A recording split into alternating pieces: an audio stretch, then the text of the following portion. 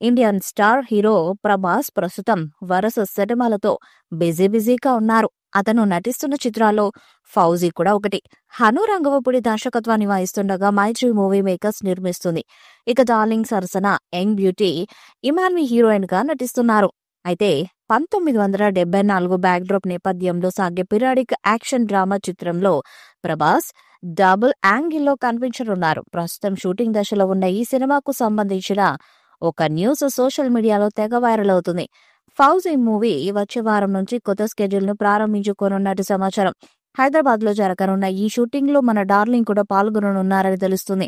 దీనిలో భాగంగా ప్రధాన తారాగణంపై కీలక సన్నివేశాలు తెరకెక్కించనున్నారట.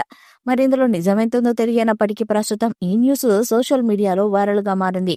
దీంతో ప్రభాస్ ఫ్యాన్స్ ఫుల్ ఖుషి అవుతున్నారు. ప్రభాస్ కెరీర్ లో ఫౌజీ మూవీ మరింత స్పెషల్ మూవీగా నిలవడం పక్కా అని సోషల్ మీడియా వేదికగా అభిప్రాయాలు వ్యక్తమవుతున్నాయి. ఫౌజీ సినిమాకు సంబంధించి అధికారిక అప్డేట్స్ రావాల్సి ఉంది. ఈ సినిమా టైటిల్ సైతం ఇప్పటి వరకు అధికారికంగా ప్రకటించలేదు. ఫౌజీ సినిమాలో కథనం విషయంలో ఆసక్తికర ట్విస్టులు ఉండనున్నాయని తెలుస్తుంది. ఫౌజీ సినిమా మైత్రి మూవీ మేకర్స్ బ్యానర్ లో తెరకెక్కుతుండడం గమనార్హం. ఈ బ్యానర్ లో తెరకెక్కిన పుష్ప 2 మూవీ కూడా సంచలన విజయాన్ని సొంతం చేసుకుంది. హైదరాబాద్ లో జరగనున్న ఈ స్కెడ్యూల్లో ప్రభాస్ కూడా పాల్గొననున్నారని సమాచారం. దీనిలో భాగంగా ప్రధాన తారాగణంపై కీలక సన్నివేశాలు తెరకెక్కించనున్నట్లు తెలుస్తుంది.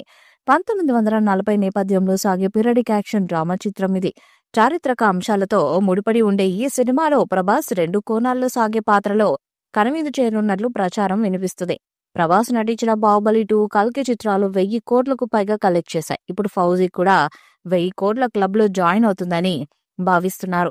మరి ఈ సినిమాతో ప్రభాస్ ఎలాంటి రికార్డ్స్ ను క్రియేట్ చేస్తాడో చూడాలి. ఈ వీడియోపై మీ అభిప్రాయాన్ని కామెంట్ బాక్స్ లో తెలియజేయండి. ఈ వీడియో మీకు నచ్చితే లైక్ చేయండి, షేర్ చేయండి, కామెంట్ చేయండి.